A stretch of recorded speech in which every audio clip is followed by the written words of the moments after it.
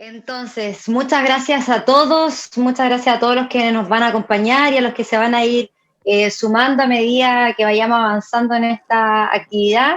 Les doy la bienvenida a todos a este tercer diálogo constitucional que organiza Idea País, en nuestras ganas de seguir aportando al debate público y también de darle espacio a todos aquellos quienes están hoy día en la discusión constitucional, una de las probablemente más importantes discusiones que vamos a dar en nuestro país los últimos 30 o 40 años.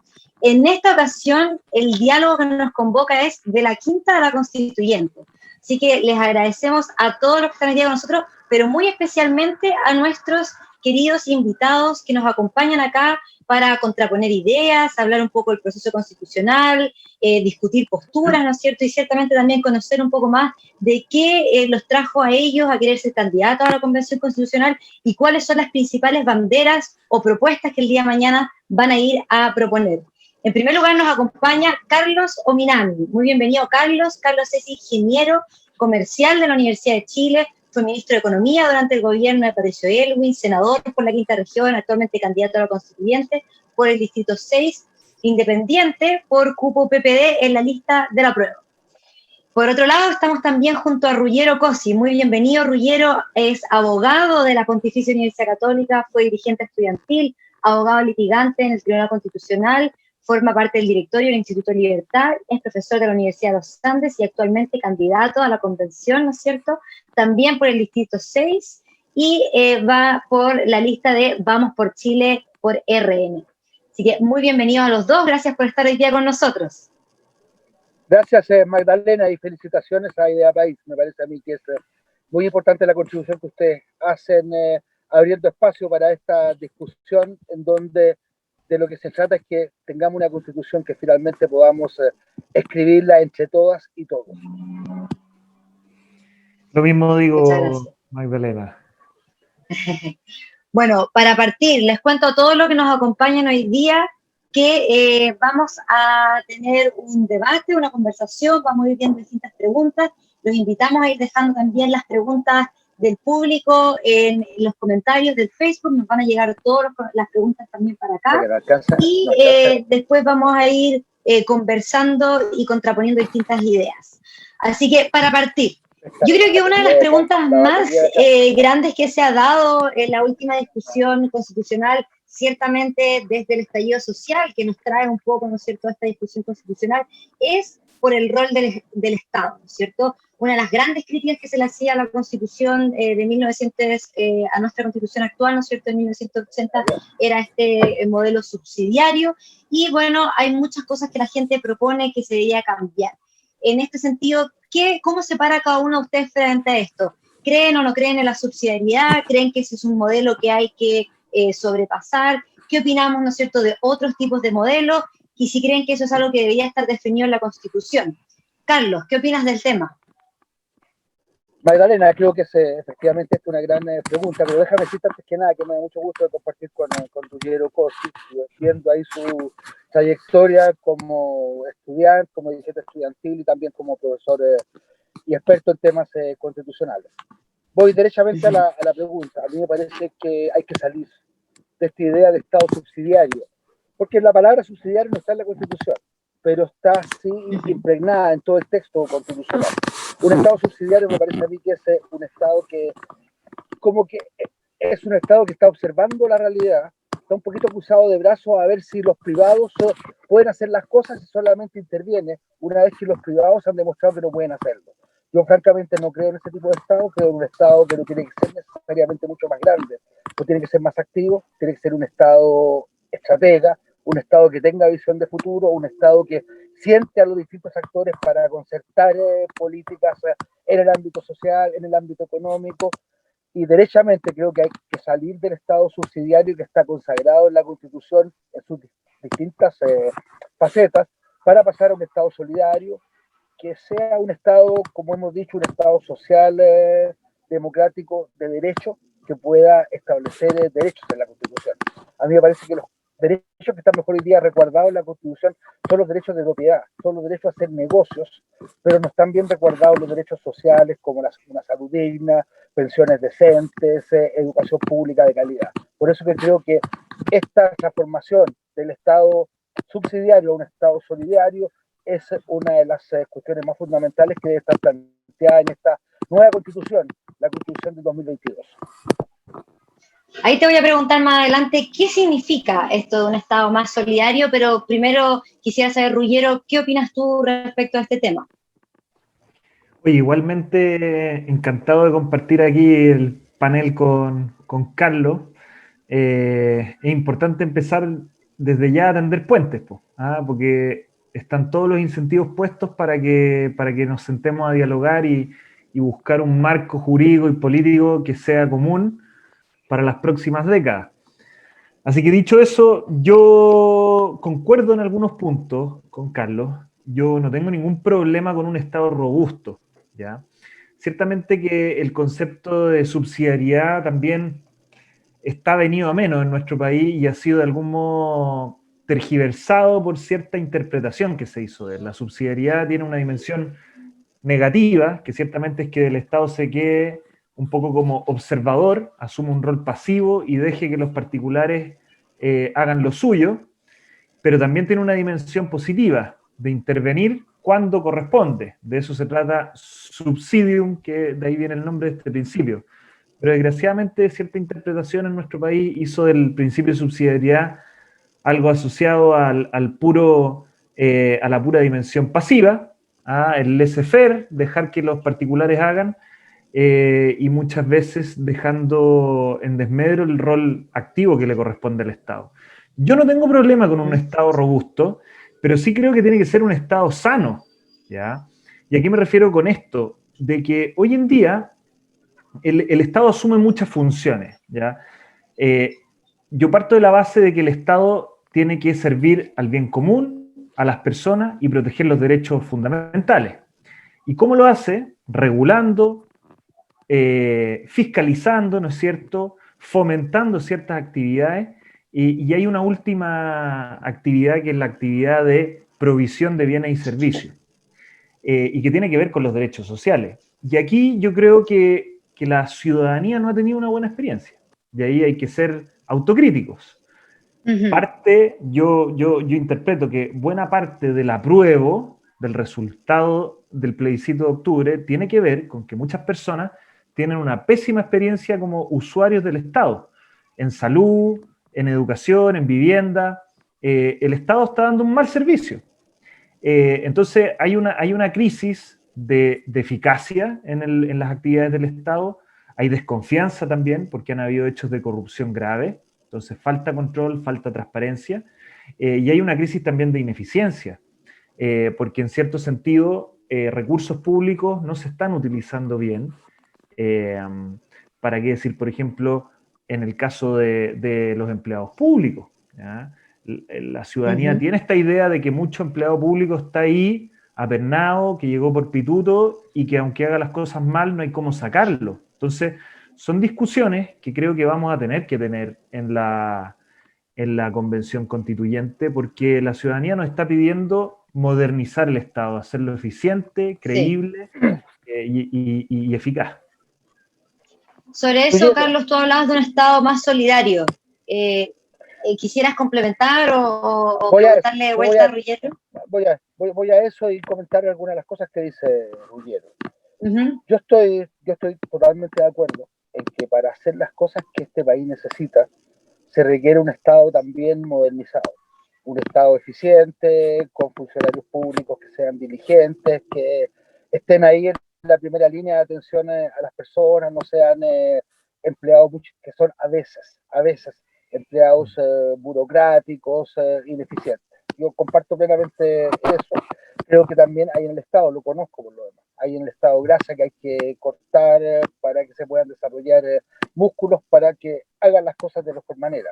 Pero, Ruggiero, las ineficiencias no están solamente en el Estado, están también en el sector privado. Y veámoslo, lo vemos, por ejemplo, en el tema previsional. Ahí yo creo que hemos tenido una diferencia importante que yo espero que podamos zanjarla. Porque me parece a mí que se ha ido generando también un consenso en el sentido de que el Estado tiene que ser un actor importante, fundamental en la construcción de un sistema de previsión. Hay temas en donde yo creo que el Estado no tiene nada que hacer.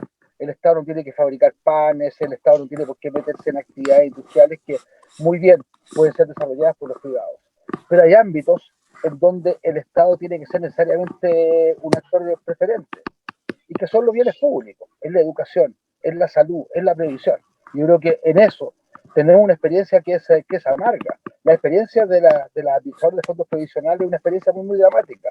Aquí a la gente se le prometió un conjunto de, se hicieron un conjunto de promesas respecto a lo que iban a hacer sus jubilaciones que ninguna ha podido ser cumplida.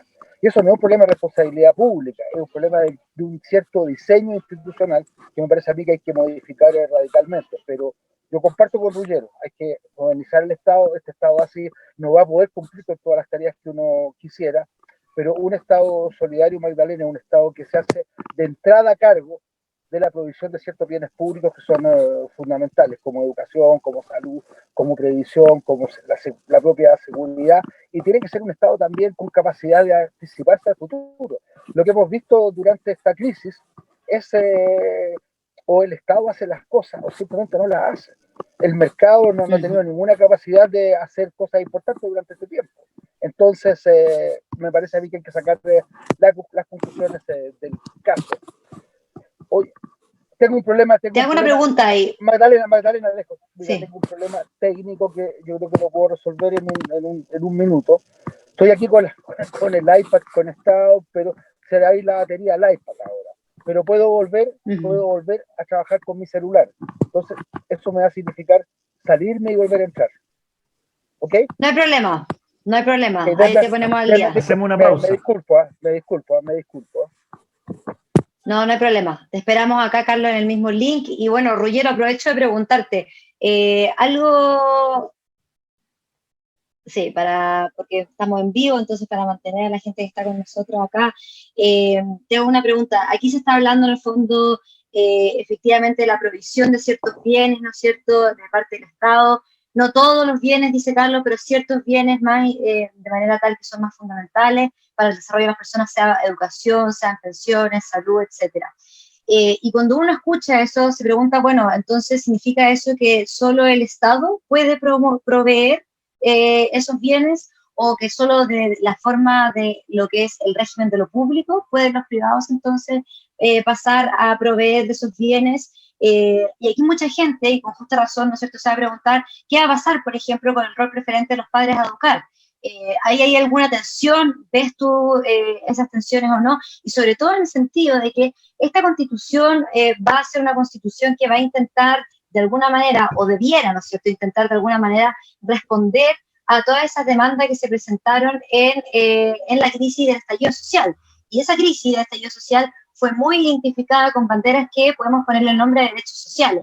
Entonces, la pregunta cae de cajón. Si es que un Estado solidario implica o no en la que se pueda conjugar, ¿no es cierto?, el rol del Estado con también el rol de los privados. Ahí Carlos decía que no solamente el Estado el que ha sido ineficiente, también han sido los privados.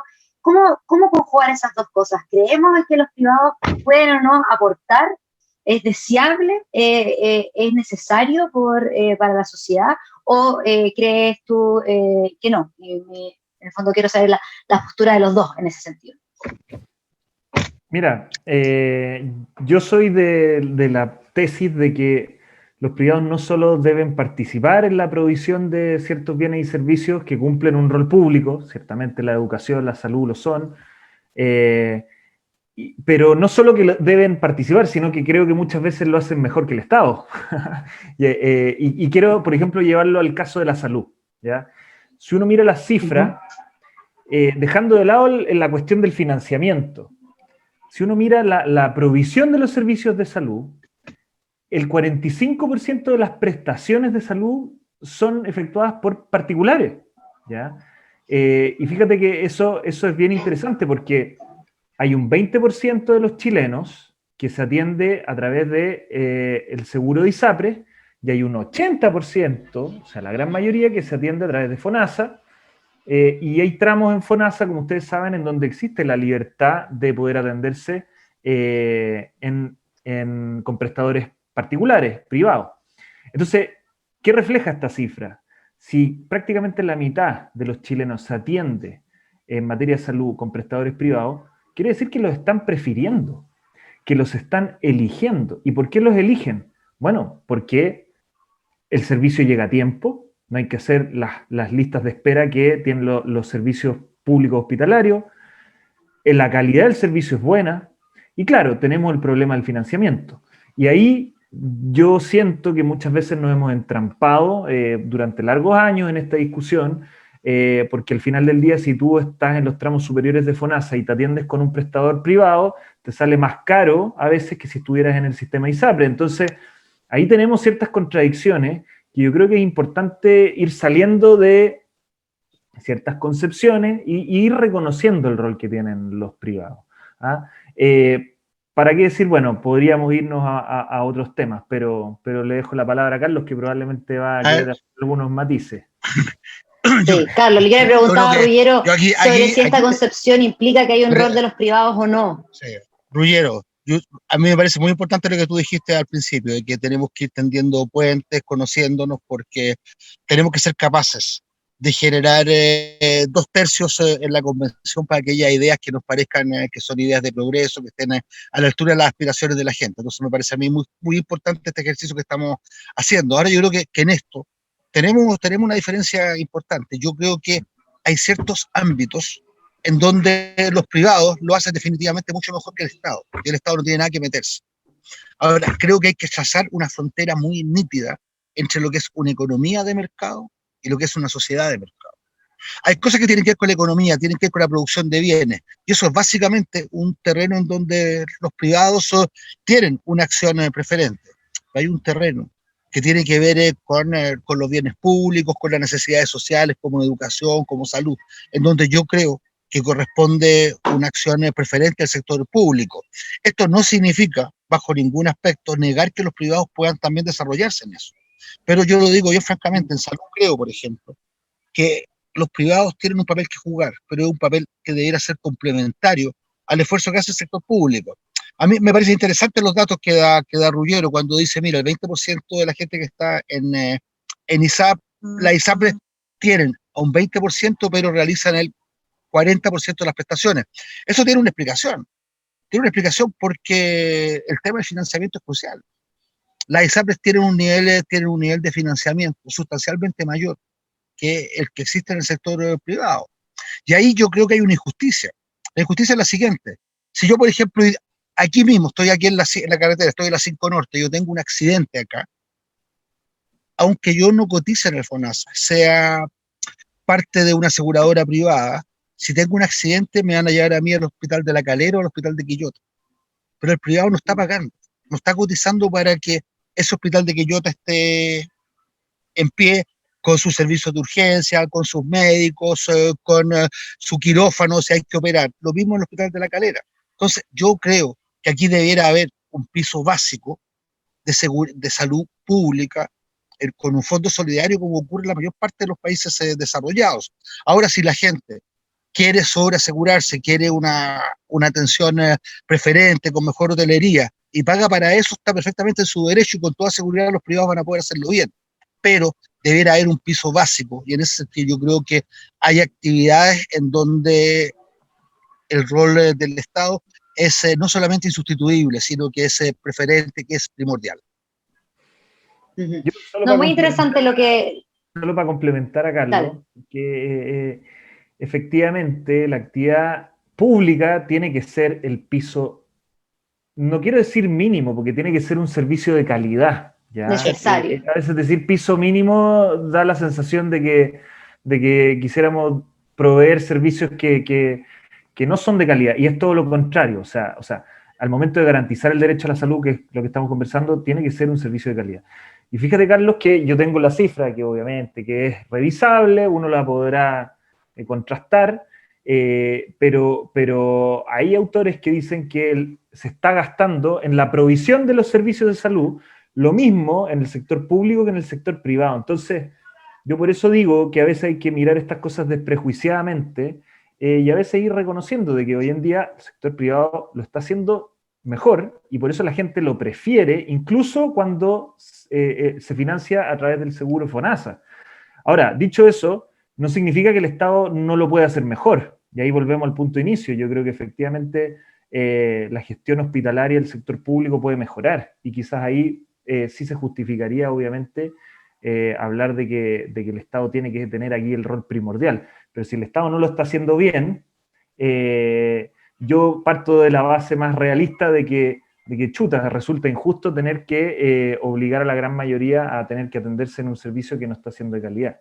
Entonces, dejaría eso arriba de la mesa, pero efectivamente creo que vamos a estar de acuerdo en que la ciudadanía nos pide un piso de servicios públicos, materia de salud, pensiones, vivienda, educación, que sea de calidad, que sea oportuno.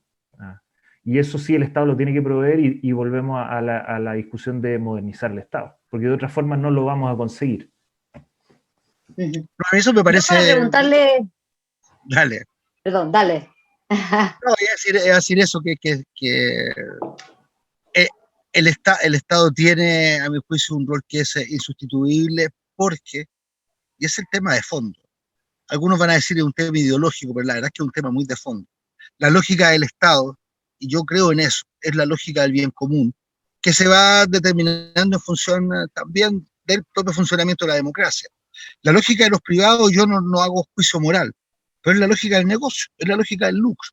Entonces, el transformar en terreno esencialmente de negocios aquellos espacios en donde lo que hay son necesidades vitales de la gente, que debieran ser sustentadas en derechos sociales, me parece a mí que eso nos plantea tenemos ahí una diferencia bien importante. Yo espero que las discusiones de tiempo de campaña, las discusiones en el marco del proceso constituyente vayan permitiendo acercar posiciones y hacer converger en torno a un sistema en salud, en educación, que esté efectivamente a la altura de las aspiraciones que la gente tiene. Pero yo reitero, creo que hay allí un rol absolutamente preponderante y no subsidiario en estos campos de parte del Estado, que es la discusión que inicialmente tú planteaste, Magdalena. Sobre eso, porque es muy interesante en el fondo los números que se plantean. Esto, aquí vemos cómo la discusión constitucional se va entrelazando con la discusión de política pública, ¿no es cierto? Porque la Constitución no se la puede sola, no va a depender de ella todos los aspectos de la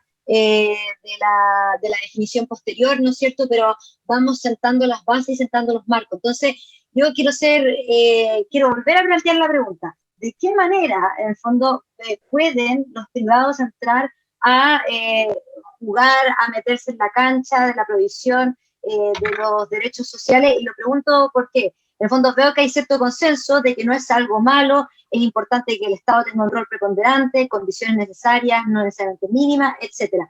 Pero hay distintas formas, ¿no es cierto?, de entender esa participación de los privados, o más bien que los privados, porque muchas veces confundimos privados con solamente sociedades anónimas, ¿no es cierto?, con fines de lucro, y ciertamente la sociedad civil es una amplia gama de distintos elementos, puede ser cooperativas, fundaciones sin fines de lucro, etcétera, que pueden participar, ¿no es cierto?, de la provisión de estos bienes públicos. Y un ejemplo que yo creo que es muy ilustrativo de la manera en que creemos que estos pueden entrar a participar en el debate es la discusión que se dio a propósito del aborto en 3 causales cuando hablamos de objeción de conciencia institucional, ¿no es cierto? Habían quienes por un lado planteaban que no podía haber objeción de conciencia institucional porque mientras en el fondo para proveer bienes públicos debía regirse por las reglas de lo público, ¿no es cierto? Y una serie de nociones asociadas a eso, y que por lo tanto mientras estuvieran recibiendo fondos públicos, no podía hacer uso de la objeción de conciencia institucional, y por lo tanto solamente siendo absolutamente privado sí se podría. Y por otro lado hay quienes decían que no, que recibir, ¿no es cierto?, fondos públicos y proveer bienes públicos no impedía perder la identidad, ¿no es cierto?, propia de las sociedades.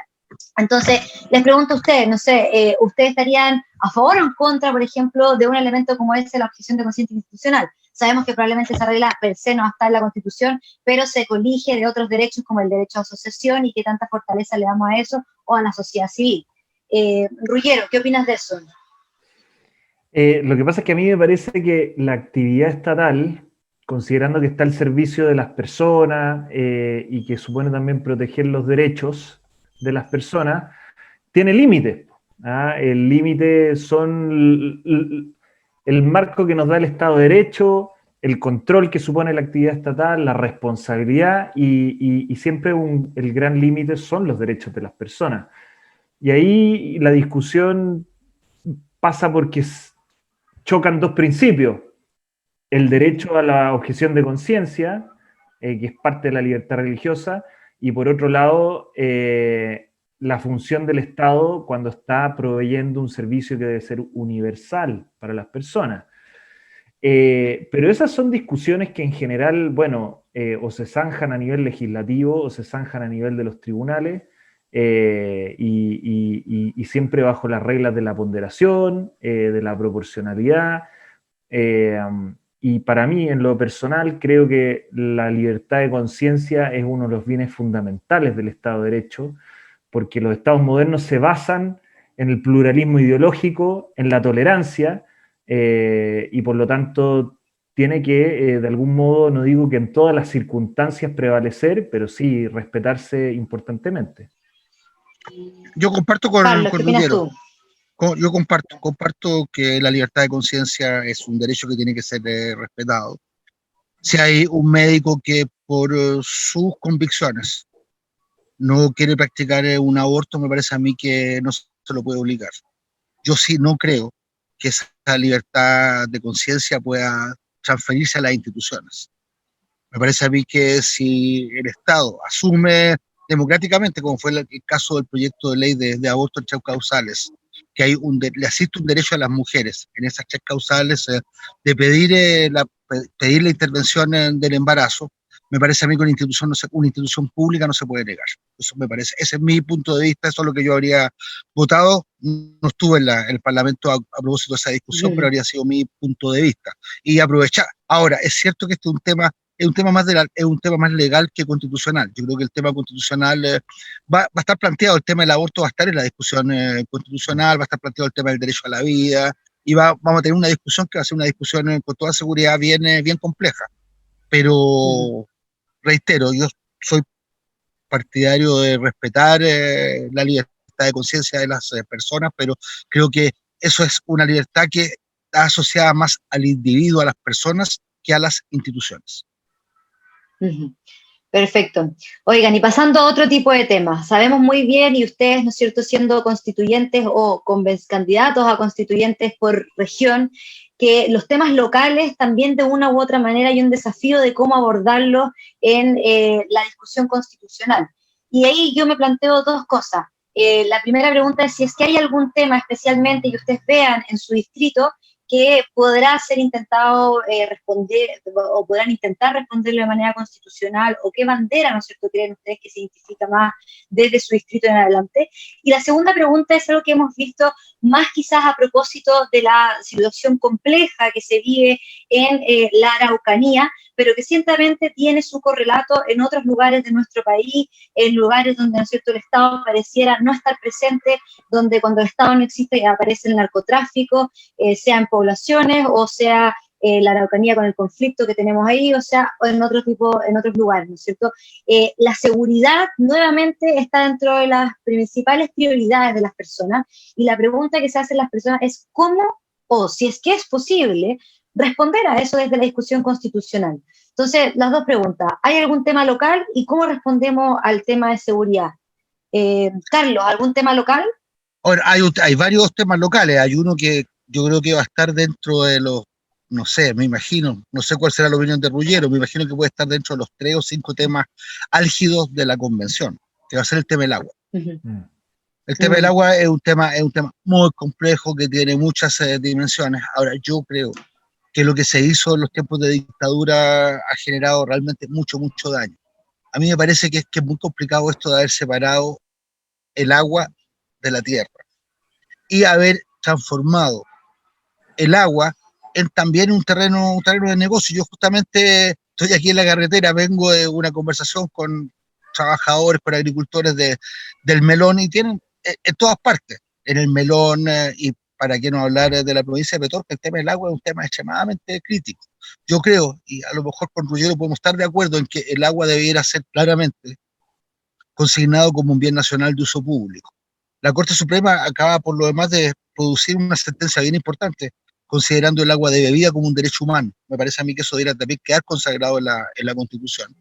Y vamos a tener vamos a tener una discusión que va a ser muy, muy importante y que, reitero, aquí en esta quinta región interior va a tener una significación muy, muy grande, que es el tema del agua. Y yo agregaría un segundo tema que es bien importante en esta región, pero que es también más general, que es el tema del centralismo.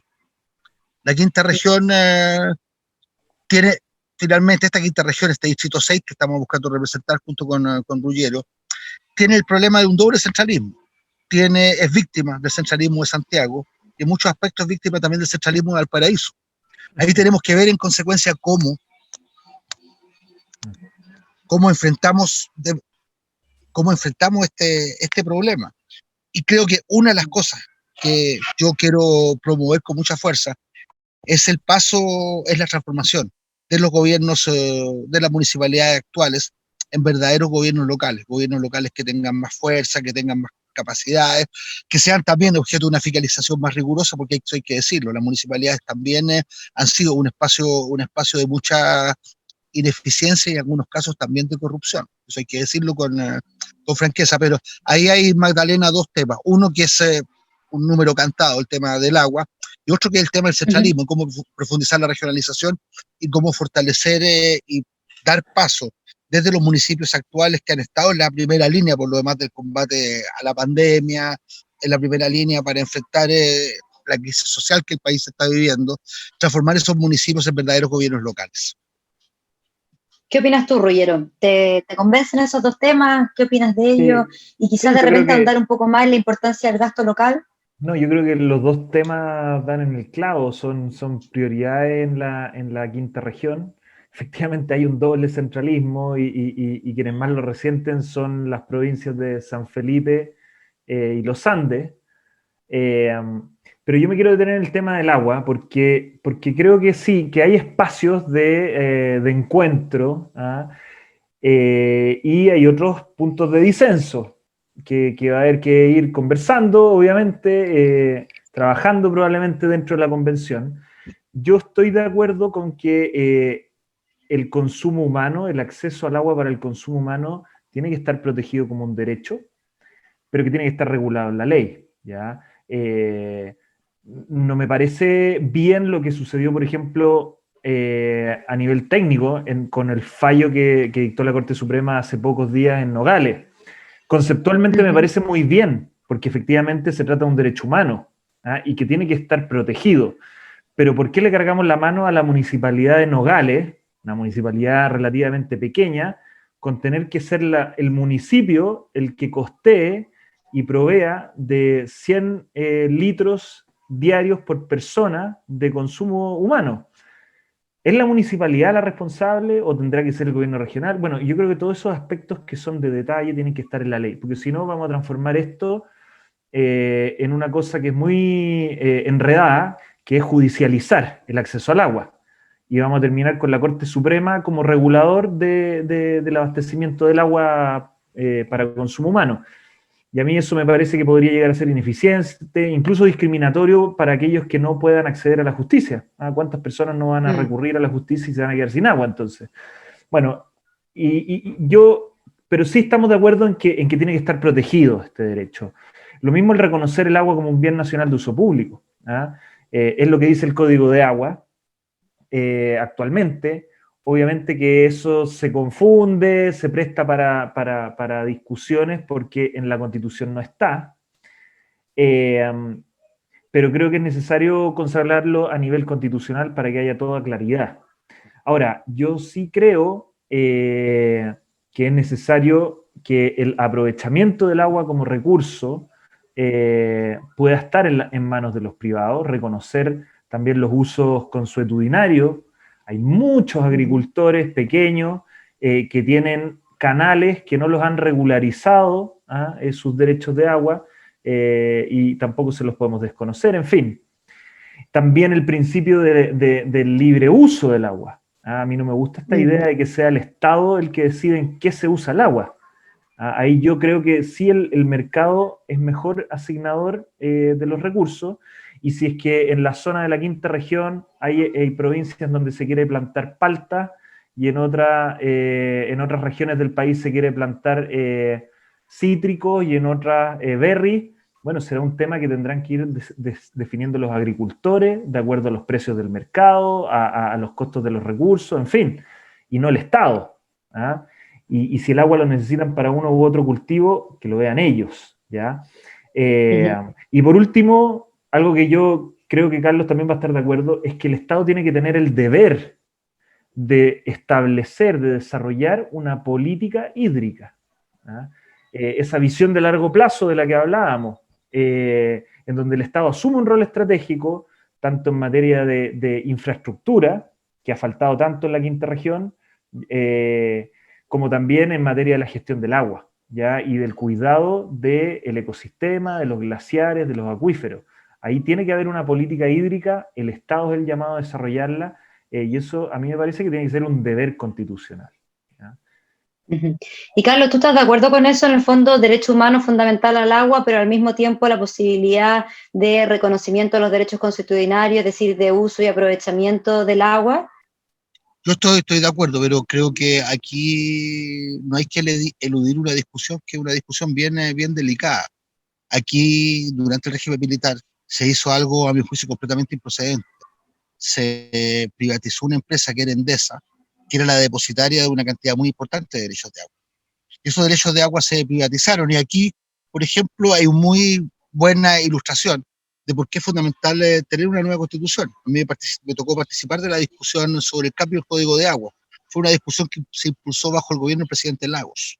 Y allí, ¿qué es lo que dijimos? Mira, que hay una cantidad enorme de gente que tiene derechos de agua, acaparó derechos de agua, no utiliza esos derechos de agua, está esperando a ver qué es lo que puede ocurrir para especular en el mercado. Pongámosle por lo menos una patente. ¿Qué ocurrió? Ahí las fuerzas conservadoras recurrieron al Tribunal Constitucional y el Tribunal Constitucional dijo que ya había un derecho establecido y que el Estado no tenía el derecho, valga la redundancia, a establecer una patente. Y finalmente terminamos con una patente bastante modesta, que es lo que existe hoy día, que es una patente por no uso. Pero ¿qué es lo que ha ocurrido? Hay una tremenda concentración de los derechos de agua. Yo estoy por respetar los derechos de propiedad, creo que tenemos que ser muy rigurosos, tenemos una historia muy compleja en este plano, pero creo que los derechos de agua también están muy mal distribuidos y hay amplios sectores de agricultura campesina que están profundamente afectados por esta apropiación, a mi juicio, indebida y un tanto monopólica de los derechos de agua y que tiene como origen la situación que yo indicaba recientemente.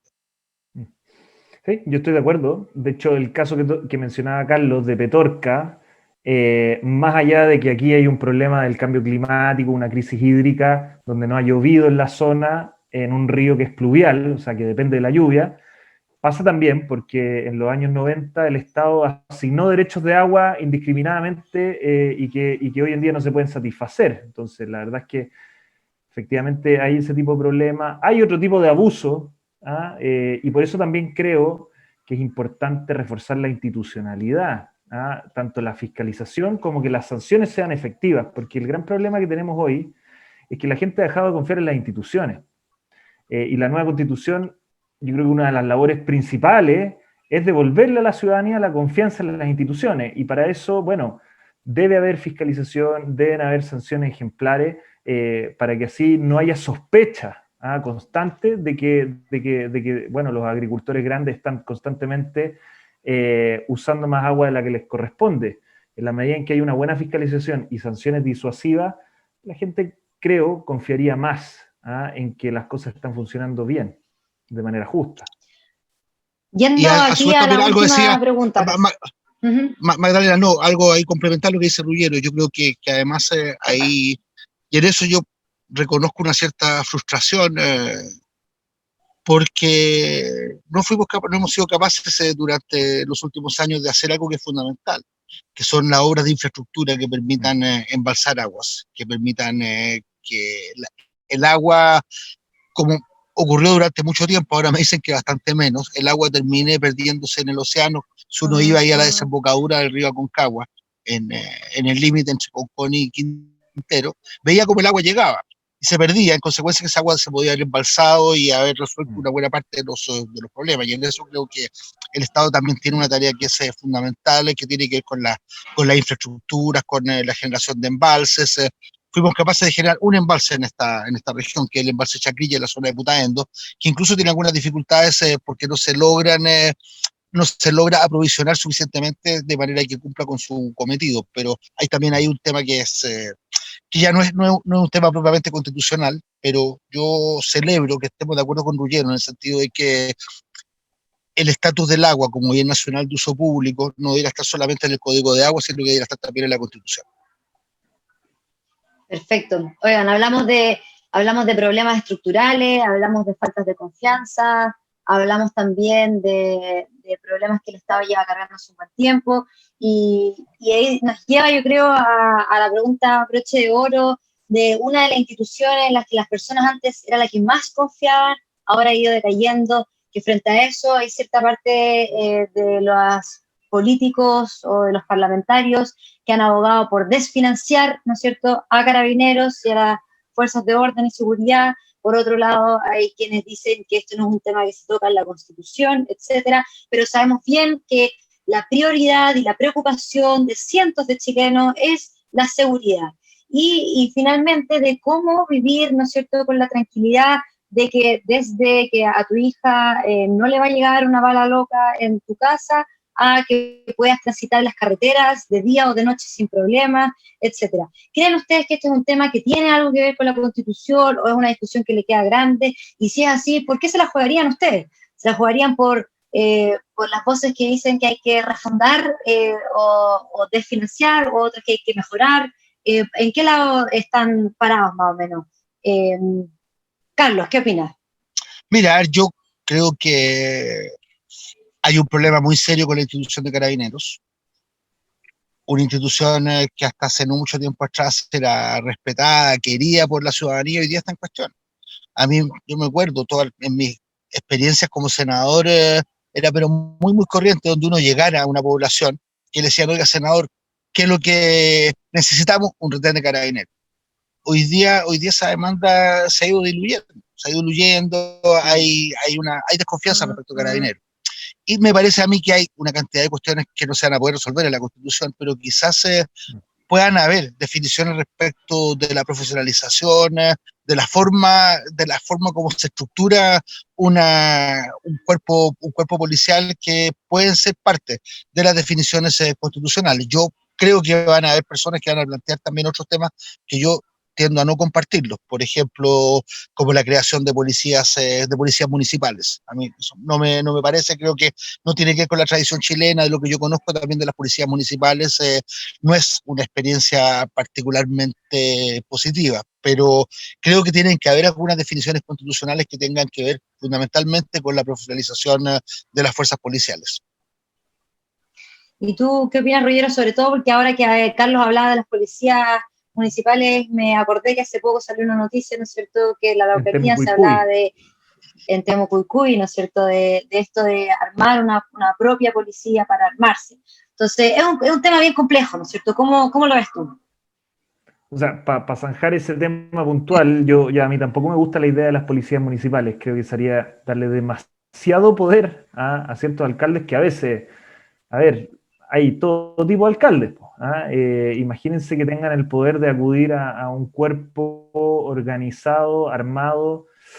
Puede ser muy complicado, y lo estamos viendo ahí con esta pseudo policía en Temucuicui, ya que me parece francamente aberrante y contraria al Estado de Derecho. Pero dicho eso, yo creo que el tema de la seguridad ciudadana es un tema constitucional, ciertamente que tiene que ver con muchas cuestiones de gestión, de formación, en el caso de las policías, que no son una discusión constitucional, pero donde yo creo que sí vamos a poder encauzar esas discusiones que están hoy en día entrampadas en el Congreso. El hecho de que las distintas fuerzas políticas nos tengamos que poner de acuerdo, esperemos que facilite también las discusiones legales en el Congreso Nacional. Y yo ahí sí tengo una propuesta, es un tema que me apasiona, que me gusta mucho, y creo que la seguridad ciudadana tenemos que reconocerla también como un derecho tanto de las víctimas que sufren de la delincuencia, como de las ciudadanías, de la comunidad, en cuanto tienen el derecho a esperar que las instituciones de la seguridad pública funcionen. Y ahí vamos a tener que meterle mano con la caja de herramientas, yo creo que a todas las instituciones de la seguridad pública, porque todas sufren de una crisis de confianza y de desempeño. Se le ha cargado mucho la mano a Carabineros de Chile,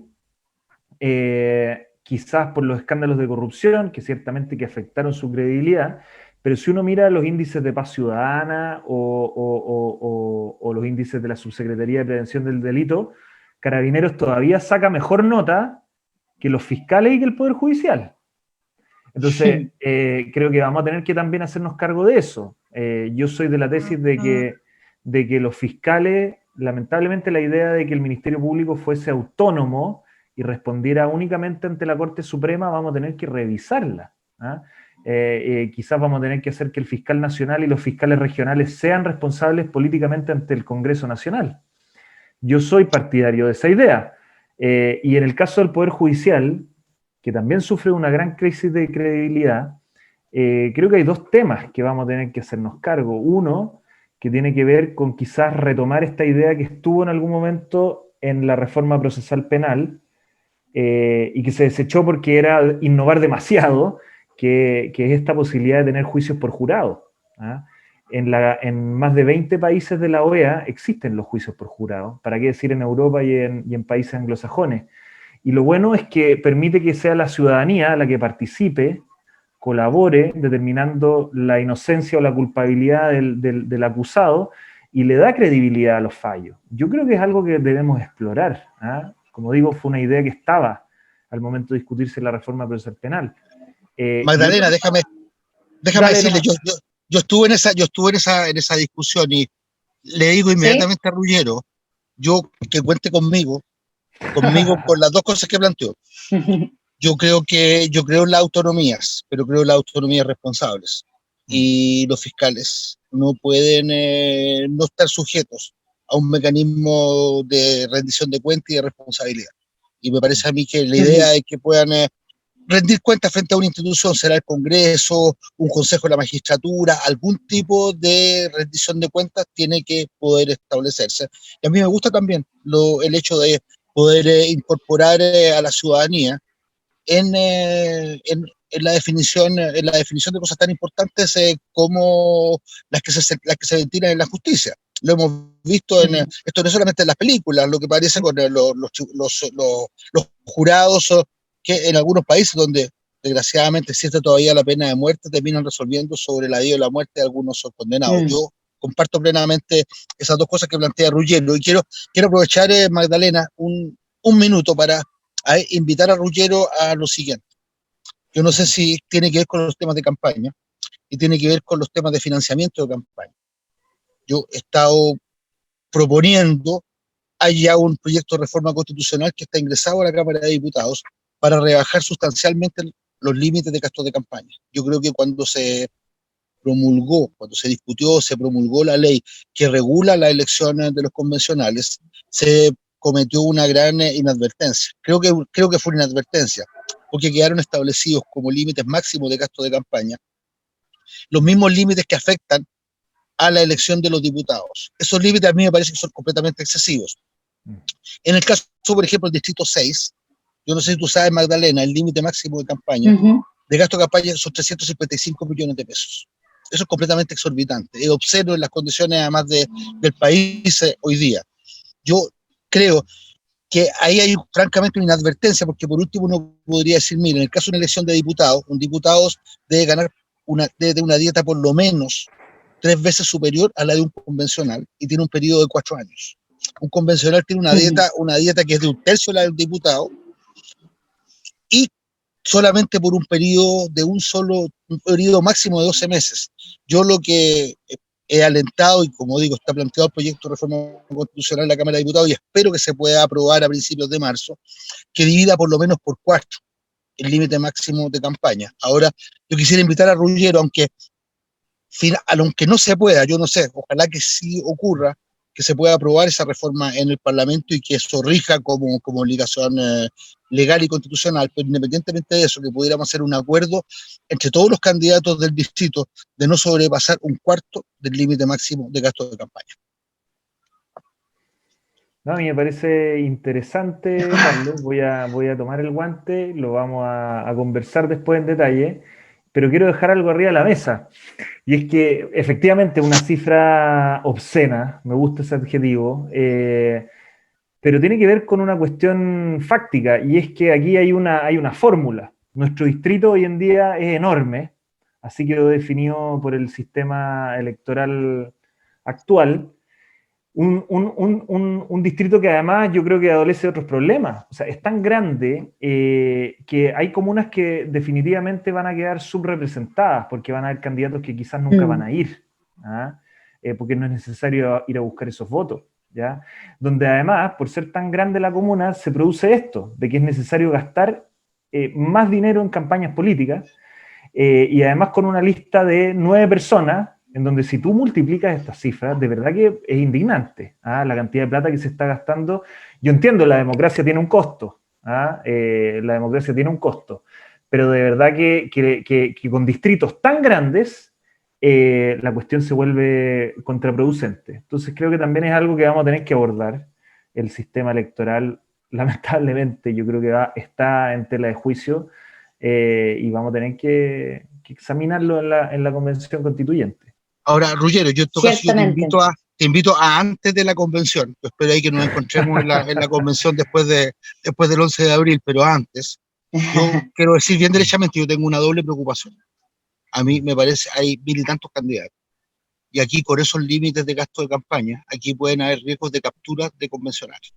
De gente inescrupulosa, se le acerca un candidato que se inscribió en esto sin entender mucho cómo este sistema funciona y que finalmente se pague en campaña y se capturen en convencionales. Se decía en la discusión inicial, la convención tiene muchos objetivos, pero uno que es fundamental, que es relegitimar el sistema político. Si aquí lo que se advierte durante las próximas semanas es que va a haber un despliegue de dinero en donde el poder del dinero va a terminar jugando un papel importante en la elección de convencionales, eso puede empañar desde el inicio el proceso constituyente, y eso me parece a mí que es extremadamente delicado.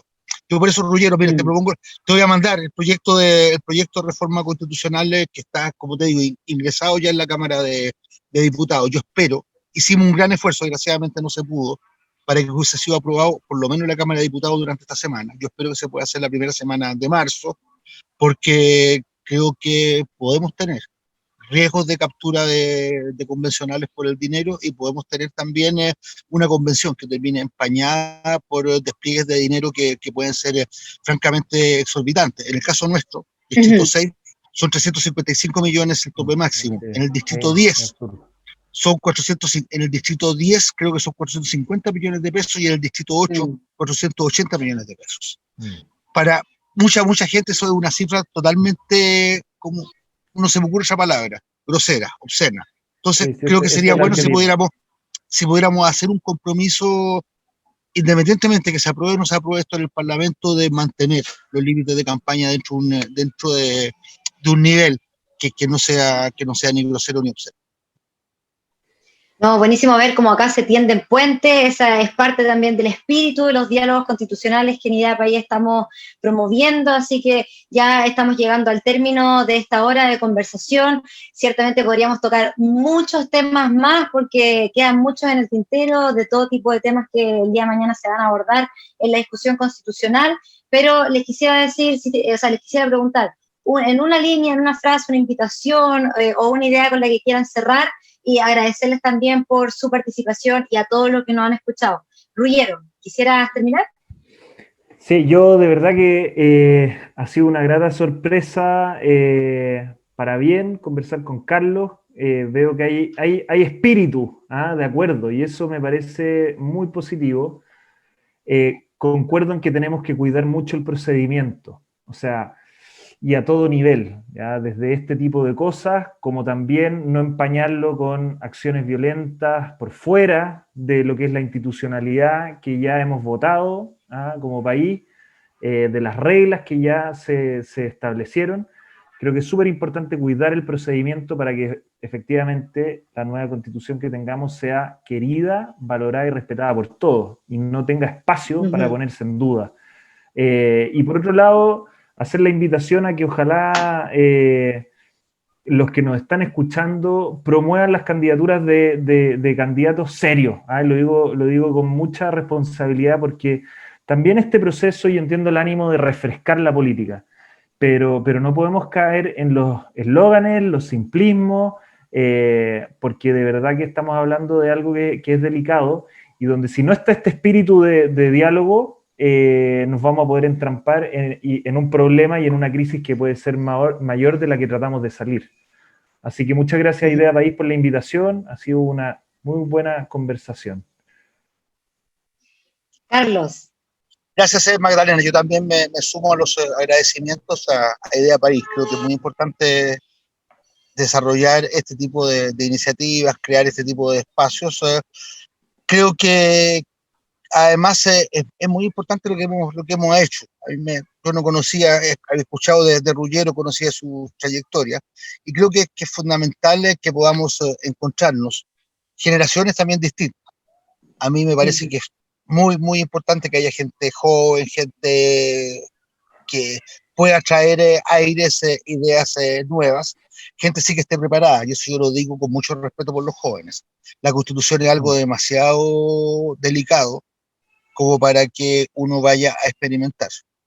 Este no es un espacio para ir a hacer la práctica, es un espacio para poder trabajar con convicciones y entender también que el país no se está construyendo desde cero. Yo personalmente soy testigo de cómo se desplomó la democracia en Chile, creo que el mismo 11 de septiembre se sepultó también una constitución, la constitución de 1925. Surgió a los pocos años una constitución, a mi juicio, de muy mala manera, que fue la constitución de 1980, y creo que es muy importante también que esté esa experiencia, esa visión de cómo se terminó con una constitución, la del 25, cómo se impuso otra de mala manera, la del 80, para que toda esa experiencia pueda estar bien reflejada en esta constitución nueva, la del 2022, que sea por primera vez en nuestra historia una constitución escrita por todas y por todos los chilenos. Muchas gracias por tus palabras, Carlos. Gracias también por tus palabras, Ruggiero. Ciertamente el desafío que los convoca es grandísimo y esperamos que les vaya muy bien a los dos. Agradecemos nuevamente la participación y a todos los que estuvieron con nosotros en esta oportunidad. Así que quedan todos muy invitados a seguirnos en nuestras redes porque vamos a seguir haciendo diálogos constitucionales y que estén muy bien. Damos por terminado este diálogo por el día de hoy. Gracias a todos. Chao, adiós. Chao, Carlos. Adiós. Chao. Nos vemos.